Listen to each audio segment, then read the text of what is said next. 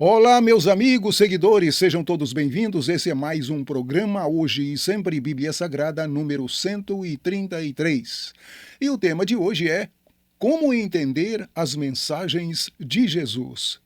E o nosso texto de referência é Evangelho de Mateus, capítulo 20, versos 17 ao 19. Está escrito: Estando Jesus para subir a Jerusalém, chamou à parte os 12, e em caminho lhes disse: Eis que subimos para Jerusalém, e o Filho do Homem será entregue aos principais sacerdotes e aos escribas.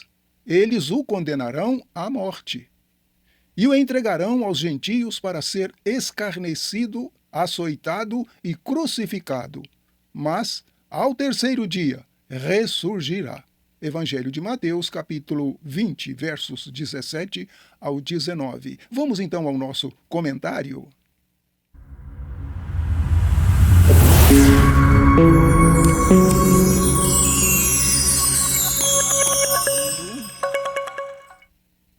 Meus amigos, esta semana eu passei por um perrengue muito doloroso, uma tremenda cólica de fígado, muita febre e sem saber porquê nem como reagir. Uma tortura. A dor foi tanta que me fez orar e reavaliar o sofrimento de Jesus ao assumir a responsabilidade de nossos pecados, nossas culpas. Mesmo sabendo que era projeto de Deus Pai, matá-lo, torturá-lo para nos redimir da nossa culpa, desobediência aos ensinamentos e ordenanças de Deus nosso Pai. Em nosso texto de referência, relata que era o fim do ministério terreno de Jesus. E ele sabia disso. Antes de subir a Jerusalém, onde seria julgado, torturado e morto, e depois de 3 dias trazido à vida novamente. E para relatar previamente o que haveria de passar, ele levou os 12 discípulos para uma conversa particular. Ele desejava estar a sós com eles para que pudesse prepará-los para esses eventos terríveis que aconteceriam nos próximos dias. Jerusalém fica a cerca de 32 quilômetros a oeste da região da Judeia, além do Jordão, também chamada de Pérea, onde Jesus estava com os discípulos quando lhes disse estas coisas. É provável que os discípulos haviam entendido que a principal razão pela qual eles estavam indo para Jerusalém naquele momento era para obedecer à lei e a celebrar a Páscoa na cidade de Deus. Até então, esse era um costume anual dessa viagem, mas agora haveriam profecias que estavam para ser cumpridas nos próximos dias, e Jesus sentia o dever de avisá-los. Grande parte do povo de Jerusalém conhecia a profecia e esperavam a chegada do Messias.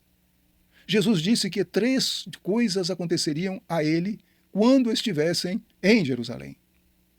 A primeira coisa era que o Filho do Homem, Jesus, seria entregue aos principais sacerdotes e escribas.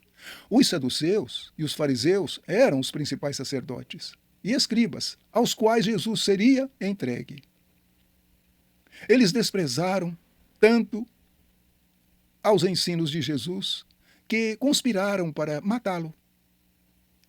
A segunda coisa era que o sumo sacerdote e os escribas entregariam o Filho do Homem aos gentios, aos romanos, que zombariam dele, o flagelariam e o crucificariam.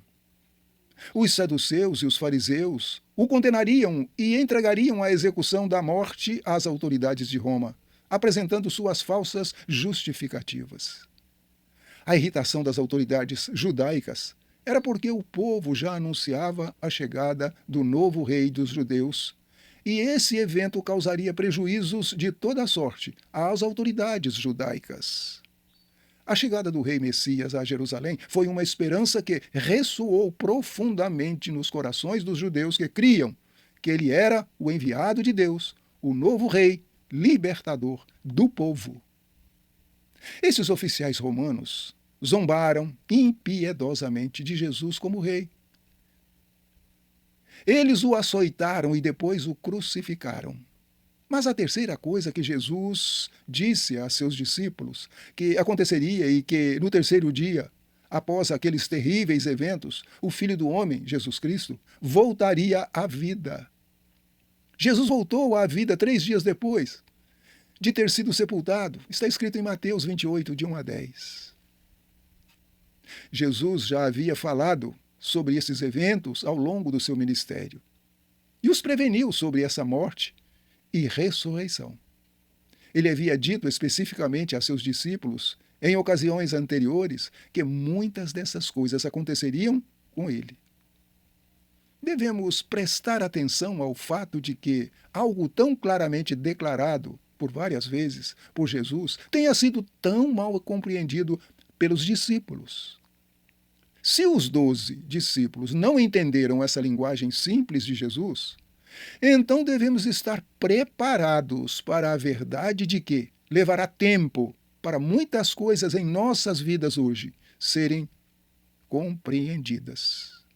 Por exemplo, por que comemoramos com tanta ênfase a sua morte e não festejamos com emoção a sua ressurreição, que é a vitória dele sobre a morte e confirmação da nossa salvação? Ou em oração, prossigamos estudando e meditando nas palavras de Deus na Bíblia Sagrada. Em última análise, é o Espírito Santo de Deus quem nos leva à verdadeira compreensão de tudo. Oh, aleluias, glórias a Deus. Vamos então ao nosso momento de oração e gratidão a Deus.